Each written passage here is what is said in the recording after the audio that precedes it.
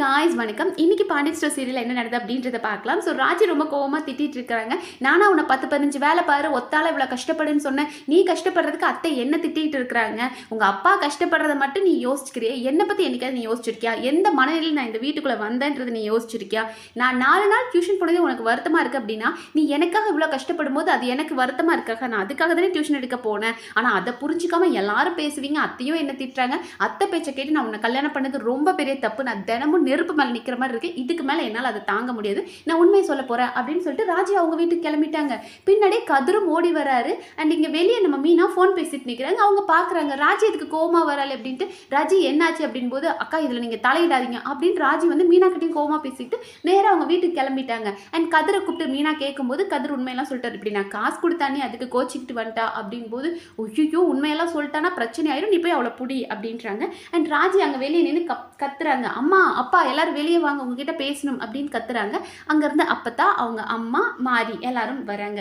வந்ததுக்கப்புறம் ஏன்டி நீ எதுக்கு இப்படி கத்திட்டு இருக்க அப்படின் போது அவங்களுக்கு ஃபர்ஸ்ட் அவங்க அம்மாவை பார்த்ததுமே தெரிஞ்சுடுது. அம்மா நீ ஏமா ஒரு மாதிரி டல்லா இருக்க, என்னம்மா அப்படின்னு கேட்கும்போது மாறி சொல்லிடுறாங்க. இப்படி அக்காவுக்கு ஒரு வாரமா உடம்பு சரியில்லை அப்படின்னு. அம்மாவுக்கு உடம்பு சரியில்லைன்னா நீங்க கூட்டிட்டு போக மாட்டீங்களா சித்தி? இல்லைன்னா நீ ஏமா யாரையும் எதிர்பார்க்குற, நீ வாட்டுக்கு தனியாக போக மாட்டியா அப்படின்ற மாதிரி ராஜி திட்டுறாங்க. ஸோ இவங்க அப்பத்தான் கேட்குறாங்க, ஏய் இப்போ நீ எதுக்கு வந்து, அதெல்லாம் நாங்கள் அவளை பார்த்துக்குறோம், நீ எதுக்கு நீங்கள் கத்திட்டு இருக்க சொல்லு அப்படின் போது, ஆமாம் நான் டியூஷன் எடுத்து அவருக்கு என்ன வேணாம் தலைமொழிக்கிட்டீங்களா, நான் டியூஷன் எடுத்து அவருக்கு என்ன, அவர் எதுக்கு அதுக்கு ஓவராக பேசிகிட்டு இருக்கார் அப்படின் போது, ஏய் நடந்து முடிஞ்சதை பற்றி நீ ஏன் பேசுகிற, இப்போ உனக்கு என்ன வேணும் அப்படின் போது, நான் உங்ககிட்டலாம் பேச மாட்டேன், அப்பாவை கூப்பிடுங்க நான் அப்பாட்ட தான் பேசுவேன் அப்படின் போது, அப்பா இங்கே இல்லை கோவிலுக்கு போயிருக்காரு அப்படின்றாங்க. அப்போ நான் கோவிலே போய் பேசுகிறேன் அப்படின்னு சொல்லிட்டு செப்பல் போட்டு கோவிலுக்கு போகிறேன்ட்டு கிளம்புறாங்க. ஸோ மீனா சொல்கிறாங்க, ஐயோ கதிர் போய் புடி, அவளை போய் அவள் உண்மையை சொல்லிட்டா அப்படின்னா பெரிய பிரச்சனை ஆயிரும், அத்தை எதுக்காக இவ்வளோ நாள் கஷ்டப்பட்டாங்களோ அது எல்லாமே போயிடும், 2 குடும்பமும் அப்புறம் நாளைக்கு அத்தையை தான் கேள்வி கேட்பாங்க, நீ போய் ஃபர்ஸ்ட் அவளை புடி அப்படின்னு மீனா சொல்கிறாங்க. ஸோ கதிர் கெஞ்சிக்கிட்டே பின்னாடி போகிறார். ஏ ப்ளீஸ் நில்லு, என்ன பிரச்சனைனாலும் பேசிக்கலாம், நீ உங்கள் அப்பாட்டெல்லாம் போய் சொல்லாத அப்படின் போது,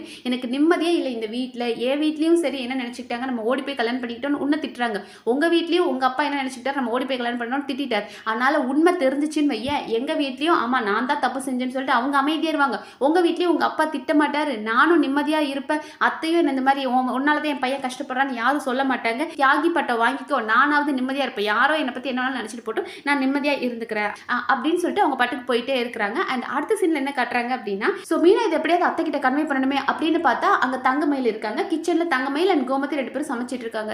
என்ன சொல்றது அப்படின்ட்டு அப்படியே நம்மளோட மீனா வந்துட்டு, அத்தை அவங்க கிட்ட கொஞ்சம் பேசணும் வரீங்களா அப்படின்றாங்க. என்ன ரகசியம் பேசுறீங்களா அப்படின்னு தங்கமயில் கேட்டது. ஐயோ அப்படிலாம் இல்லை, என்கிட்ட ஒரு சாரீ இருக்கு, அதுக்கு ஒரு மேட்சிங் பிளவுஸ் செலக்ட் பண்ணும், அதுக்கு தான் நான் அத்தையை கூப்பிட்டேன் அப்படின் போது கோமதி இருந்துட்டு, தங்கமயில் நீ போய் செலக்ட் பண்ணி கொடுக்கும் போது, ஐயோ அத்தை வேணாம் இந்த வீட்டிலே பயங்கரமான ட்ரெஸ்ஸிங் சென்ஸ் உங்களுக்கு தான் இருக்குது, நீங்கள் வாங்கத்த அப்படின்னு கூப்பிட்டுட்டு போகிறாங்க. அங்கே பார்த்தோம் அப்படின்னா நம்ம ராஜி ரொம்ப கோவமாக திட்டிக்கிட்டே இருக்கிறாங்க.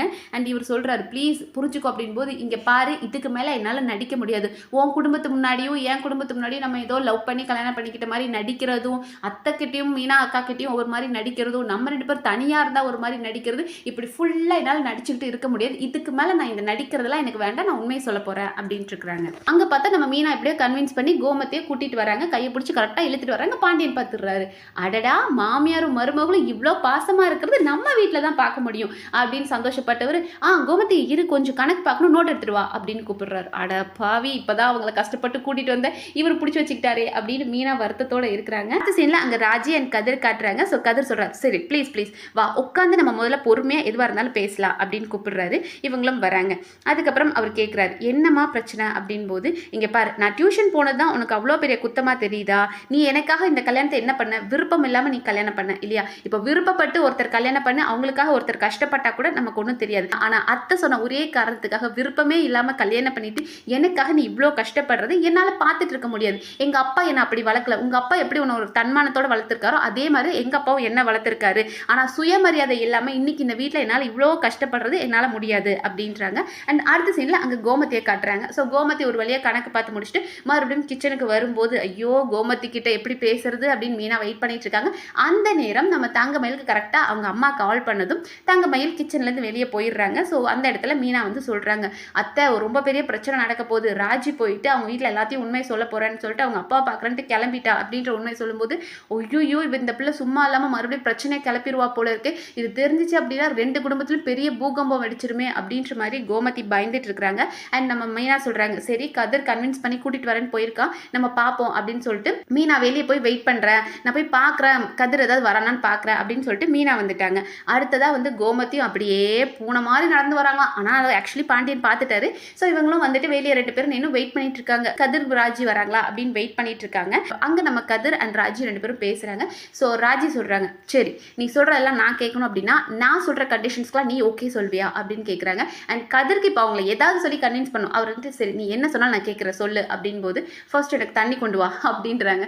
தண்ணியாக கொடுத்தாச்சு. அடுத்ததாக நீ சிரிச்சுக்கிட்டே பேச என்கிட்ட அப்படின்றாங்க. அவரும் கடுப்புலேயே சிரிச்சுக்கிட்டே சொல்லுமா நீ என்ன சொன்னாலும் நான் கேட்குறேன் அப்படின்போது இப்போ அத்தை வந்து எனக்கு நல்லா உட்கார வச்சு எனக்கு சாப்பாடு போடுறாங்க, அது ஓகே. ஆனால் என்னோட படிப்பு செலவோ மற்ற செலவோ நான் தான் பார்த்துக்குவேன். எனக்காக நீ கஷ்டப்பட்டு வேலைக்கு போய் இந்த தியாகின்ற பேர்லாம் நீ வாங்க வேண்டாம். உனக்காக நீ என்ன வேலை எத்தனை வேலை பார்த்துக்கோ, அது எனக்கு பிரச்சனையே இல்லை. ஆனால் எனக்காக நீ கஷ்டப்படக்கூடாது. ஸோ என்னோட செலவுகள் எல்லாத்தையும் நான் தான் பார்த்துக்குவேன். படிப்பு செலவு என்னோட மற்ற செலவுகள் நான் தான் பார்த்துக்குவேன். அதுக்கு நான் டியூஷன் எடுப்பேன் அப்படின்றாங்க. ஸோ வேறு வழியே இல்லாமல் கதிரும் ஓகே சொல்கிறாரு. சரி நீ ப்ராமிஸ் பண்ணு அப்படின்னு கேட்குறாங்க. ஸோ கதிரும் ப்ராமிஸ் பண்ணிடுறாரு. பட் இருந்தாலும் அப்பாட்ட என்ன சொல்கிறது அப்படின்போது மாமா கிட்ட நான் சொல்லி சமாளிச்சுக்கிறேன், என்னோட செலவுகளுக்கு நான் வேலைக்கு போகிறேன்றதை நான் சொல்லி சமாளிச்சுக்கிறேன், நீ இதில் தலையிடக்கூடாது, என் செலவு நான் தான் பார்த்துக்குவேன் அப்படின்ற மாதிரி ஒரு ப்ராமிஸ் வாங்கிடுறாங்க. அதோட இன்னைக்கு எபிசோட் முடிச்சிட்டாங்க. ஸோ இன்னைக்கு ஓவரால் எபிசோட் பார்க்கும்போது ராஜி மாஸ் காட்டிட்டாங்க, பயங்கர சம்பவம் பண்ணிட்டாங்கன்ற மாதிரி தான் இருந்தது. ஸோ பாப்போம் நாளைக்கு இன்னும் என்னென்னலாம் இன்ட்ரெஸ்டிங்காக நடக்குது அப்படின்றத வெயிட் பண்ணி பார்க்கலாம். அண்ட் இன்னைக்கு எபிசோட் பற்றி நீங்கள் என்ன நினைக்கிறீங்கன்றத கமெண்ட் செக்ஷனில் சொல்லுங்கள். அண்ட் இந்த வீடியோ உங்களுக்கு பிடிச்சிருந்தா சப்ஸ்கிரைப் பண்ணி சப்போர்ட் பண்ணுங்கள். நன்றி.